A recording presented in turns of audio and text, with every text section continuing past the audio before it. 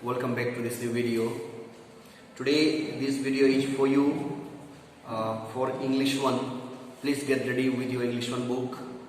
Today I am going to start a new lesson which is a poem, and you can see the name of the poem on the blackboard itself, The Noble Nature by Ben Jonson.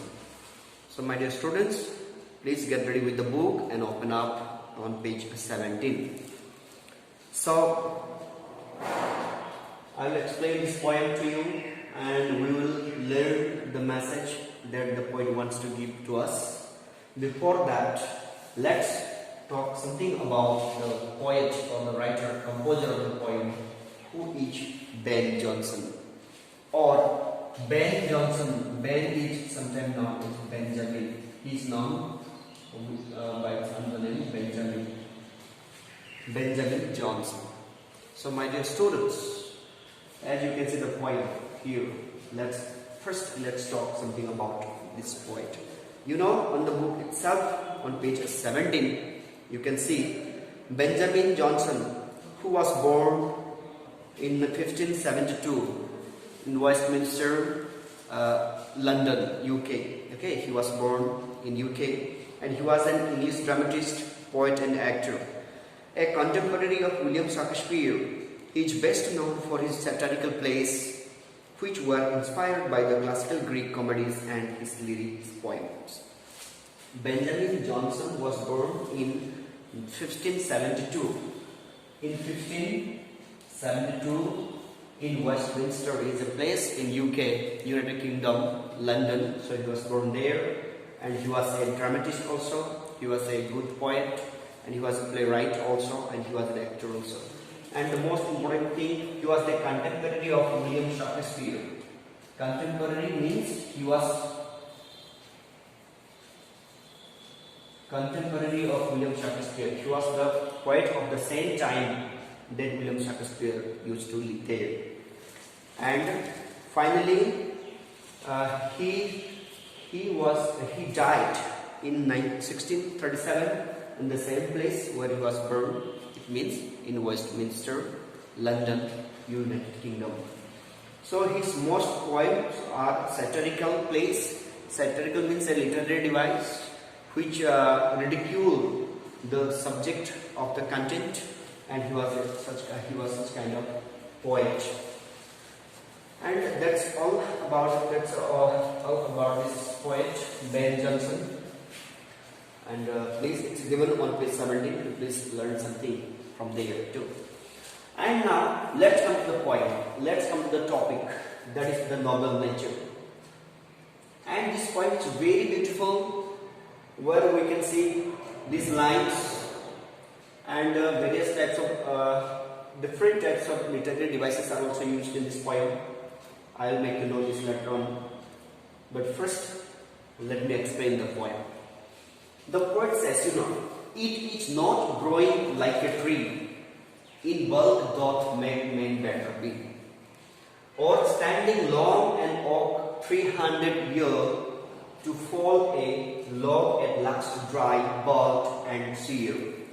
A lily of a day, each fairer far in May, although it fall and died at night, it was the plant and flower of light. In small proportions, we just beauty see, and in short measure, life may perfect be. So my dear students, let me tell you, the poet says, it is not growing like a tree, in bark doth make men better be. That means, just growing like a tree which are called tree. Trees means big one with long stem and which has branches, isn't it? Tree. So just growing like a tree, big inside, okay, doesn't mean that you are better or you are a great person. Understood? Just becoming big like a tree doesn't mean that you are great or you are the one who is well known. Okay, just being great, being big in size doesn't mean that we are great. Or standing long an oak 300 years, to fall a log at last dry, bald and sere. See these two lines. just standing long like an oak tree. Oak is a kind of tree which lasts for a long, 300 years.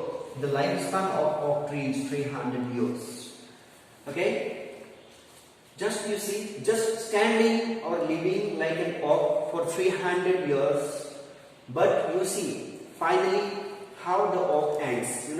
To fall a log at last, dry, bulk and sear. Sear, you can see this glossary section. Sear means bird. That means which is bird. That means just living for 300 years. Finally, the oak tree, fall, and it just a log. It just become a timber log, and it dries and it becomes bulb without leaves, and finally it is burned. That means it actually long 300 years means a long time. Even if it lives for a long time, but finally it is burned. Okay, it is not praised by people. It is not talked about the same by people. But you see, after this line, this next part, you can see in the poem itself, a lily of a day. Understood? A lily of a day is fair far in May. Now you see, lily is a very small flower. It is a flower and very small inside.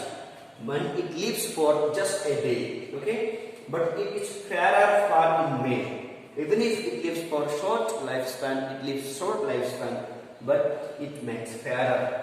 It looks very nice. It looks very beautiful. Although it fall and died that night, it was the plant and flower of light. You see, even if the lily dies for a day, and even if it falls and died that night itself, but still it is the plant and flower of light. It spreads light and it attracts people.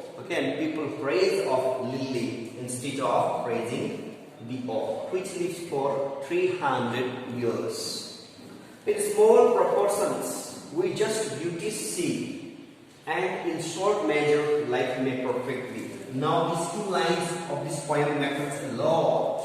So, my dear students, try to understand. In small proportions, we just beauty see, and in short measure, life may perfectly. It means the poet says that even if there is a small proportion means small in size, beauty. Their beauty is small in size, or beauty is a little in size, but even if in short life, our life may be perfect. That means beauty doesn't require much in amount to be praised. Even if it is small, it is in a small proportion. Beauty is always praised by people. Same way, even if we live for 30, 40 years, not like this 300, 400 years, but we can make our life a perfect life by doing great work, by helping people. Understood? So, this is a very beautiful poem where the poet compares the life of our life with life of oak tree and the life of lily. So, you see, even if lily lives for 300 years, finally it is burned. It is not praised by people. But at the same time, the lily lives for just a day or just a night, but it is still praised, and people still like this lily rather than oak.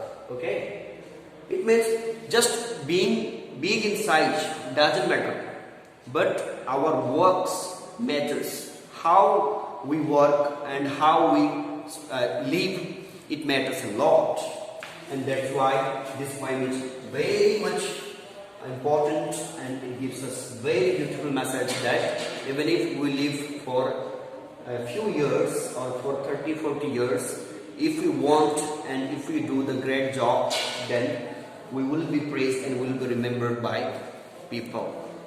So my dear students, so it is the explanation of the poem. Please read the poem and try to understand yourself. It's quite easy and written in very simple words, and I'm sure you have grasped the main theme or the main summary of the poem from this video. And once when you go through this book, through this poem, you will understand this nicely. Then my dear students, let's talk about literary devices that are used in this poem. First we will see rhyming scheme.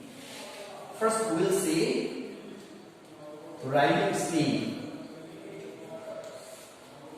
As you know, the poet uses literary devices to make the poem meaningful. Okay.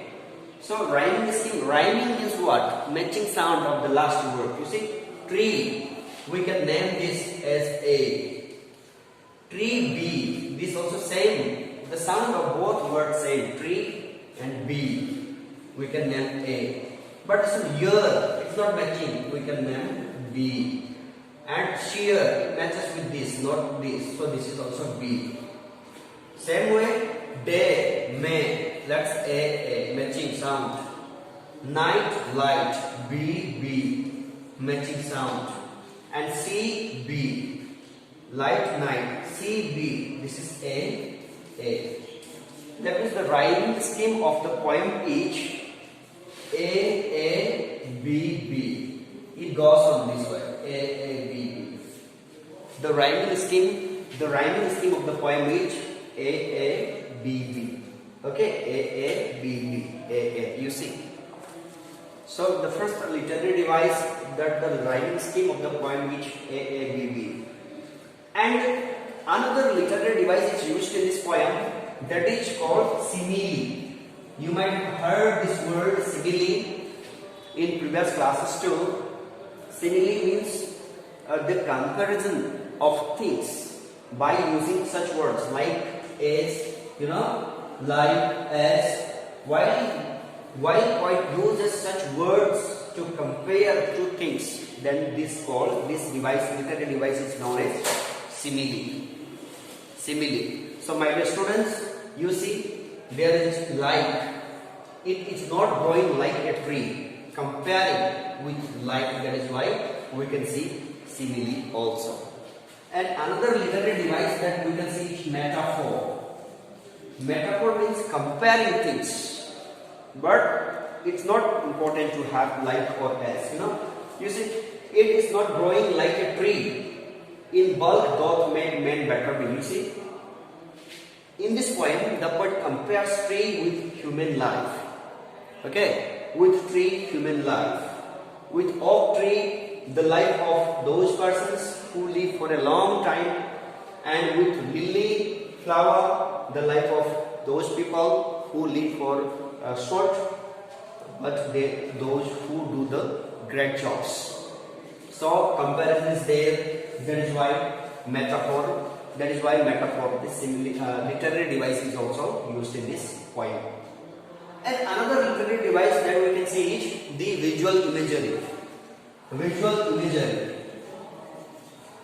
Visual imagery, this literary device means while reading the poem, while going through the poem, we can create a scene in our mind. You just see, not growing like a tree. We can imagine a tree. Man better be. We can imagine a man. Long an oak, 300 years. We can imagine an oak tree. Okay, we can create a scene in our mind. That means we can create or we can imagine the words as picture in our mind. That is why visual imagery is also there. And besides this, we can see another literary device which is called alliteration. Alliteration. You know alliteration? Alliteration means using two words, okay, closed with same letter. Better be, better be. The beginning letter of both word is B. Such kind of words used in the poem is called alliteration. Okay, better be. We can see this. So, my dear students, we have seen this poem is very beautiful, which gives us very important and very beautiful message. Actually, this poem teaches us how to live our life. Okay, even if we have a short lifespan, we can make it a perfect one. And then we can see the literary devices used in the poem. First, the rhyming scheme. Rhyming scheme is A, B, B, A, B, B. Then we can see simile, and then metaphor, and then visual imagery, and then alliteration. So these are the literary devices that are found in this poem. So my dear students, I hope you have understood. It is the explanation of the poem, and read and learn properly. And I hope you will do the same what I say. So I don't make the video longer. I would like to end this video here. Thank you very much.